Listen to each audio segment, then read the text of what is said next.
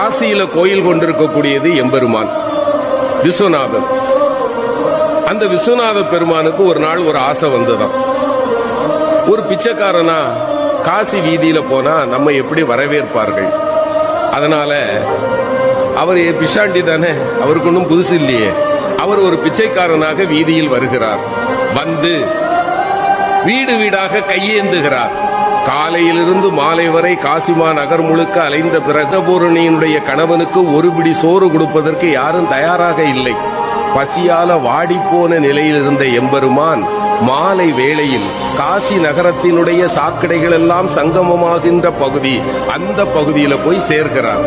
அங்கே ஒரு ஏழை உட்கார்ந்திருக்கிறான். அவன் தொழுநோயாளி. அவனை சுற்றி 4 நாய்கள் இருக்கின்றன. அவன் வேலை என்ன தெரியுமா? காலையிலிருந்து சாயங்காலம் வரைக்கும் எங்கெங்கெல்லாம் அலைய முடியுமோ அலைஞ்சு அவனுக்கு உணவை கொண்டு வருவான். 5 பங்கு வைப்பான்.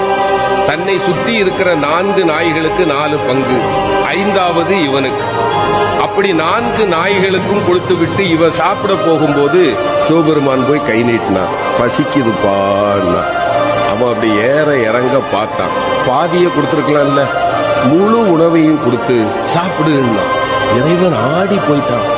பெரிய பெரிய மாளிகையினுடைய வீடுகள்ல கூட எனக்கு ஒரு பிடி உணவு, மொத்த உணவே இவ்வளவுதான், இவங்கிட்ட நான் யாருன்னு சொல்லிடணும். அப்பா நான் யார் தெரியுமா? அந்த ஏழை சொன்னான். ரொம்ப தேவையா? பசிய பத்தியும் எனக்கு தையா தெரியும். நானாவது காலையிலிருந்து தான் சாப்பிடல, உன்னை பார்த்தா 3 நாளா சாப்பிடாத அசாமி மாதிரி தெரியுது. சாப்பிடு, உன் கதையை சொல்லு. இல்ல நான் சொல்லுவேன். உனக்கும் போக்கிடம் கிடையாது. யார பார்த்து? சிவபெருமான பார்த்து நீர போற. நீ யார்? அவ்வளவுதானே. நான் சொல்லவா? நீ பரம்பொருள். இங்கு கோயில் கொண்டிருக்கக்கூடிய காசி விஸ்வநாதன் நீ. சரிதானப்பான்னா. இறைவன் ஆடி போயிட்டான். ஞானிகளாலும் கண்டுகொள்ள முடியாத என்னை மகனே நீ எப்படிப்பா கண்டுகொண்டாயின்னா. அந்த ஏழை சொன்னா, இந்த ஊர்ல யாருமே என்ன மனுஷனா பார்க்க மாட்டாங்க ஐயா. என்ன பார்த்தா 100 அடி தள்ளி போயிடுவாங்க.